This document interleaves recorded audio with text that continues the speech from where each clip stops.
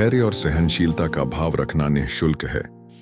मनुष्य अपने या दूसरों के दोषों और कमजोरियों को जो स्वयं नहीं सुधार सकता, उन्हें ईश्वर के भरोसे छोड़ देना चाहिए। इन दोषों और कमजोरियों को अपनी सहन शक्ति और धैर्य की परीक्षा समझना और भी उत्तम है।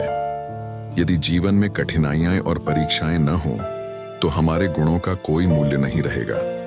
परंतु जब ऐसी बाधाएं सामने आए, तब ईश्वर से यह प्रार्थना करना न भूलें कि वह हमें उन्हें झेलने की शक्ति दे। उस व्यक्ति से वाद विवाद करना व्यर्थ है जो बार बार समझाने पर भी अपनी गलतियां सुधारने का प्रयत्न नहीं करता। अपने सारे बोझ को प्रभु पर डाल दो और मौन रहो।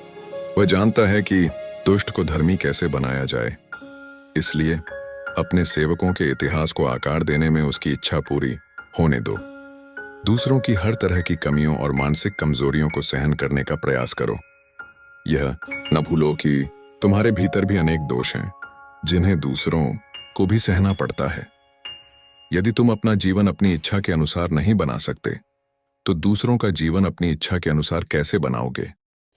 हम चाहते हैं कि अन्य लोग निर्दोष हों, परंतु स्वयं को सुधारने का प्रयास नहीं करते। हम स्वतंत्रता से असंतुष्ट रहते हैं, फिर भी अपनी इच्छाएं पूरी करना चाहते हैं। हम दूसरों को नियमों और बंधनों से बांधने का प्रयास करते हैं, पर स्वयं किसी भी प्रकार के नियंत्रण में रहना नहीं चाहते। यह स्पष्ट दिखाता है कि मैं ये सत्य कभी नहीं समझ में आता कि अन्य लोग भी हमारी ही तरह हैं, हमसे भिन्न नहीं। यदि सभी लोग पूर्ण होते, उनमें कोई दोष न होता, तो एक दूसरे के दोषपूर्ण व्यवहार को सहने का कोई कारण ही न होता। परंतु यह ईश्वर की सृष्टि का नियम है कि हमें एक दूसरे के दुखों और पीड़ाओं का बोझ वहन करना सीखना चाहिए, क्योंकि इस संसार में कोई भी व्यक्ति दूसरों की सहायता के बिना स्वतंत्र नहीं रह सकता। इसलिए एक दूसरे की सहायता करना, एक दूसरे को सांत्वना और समर्थन देना तथा समय समय पर उचित परामर्श देना आवश्यक है।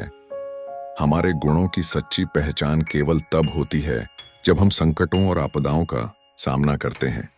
कष्ट और दुख मनुष्य की नैतिक शक्ति को कम नहीं करते, बल्कि उसके वास्तविक स्वरूप को उजागर करते हैं। ध्यान रहे, पापी का मन टेढ़े बाल जैसा होता है। चाहे जितना भी प्रयास करो, उसे सीधा नहीं कर सकते।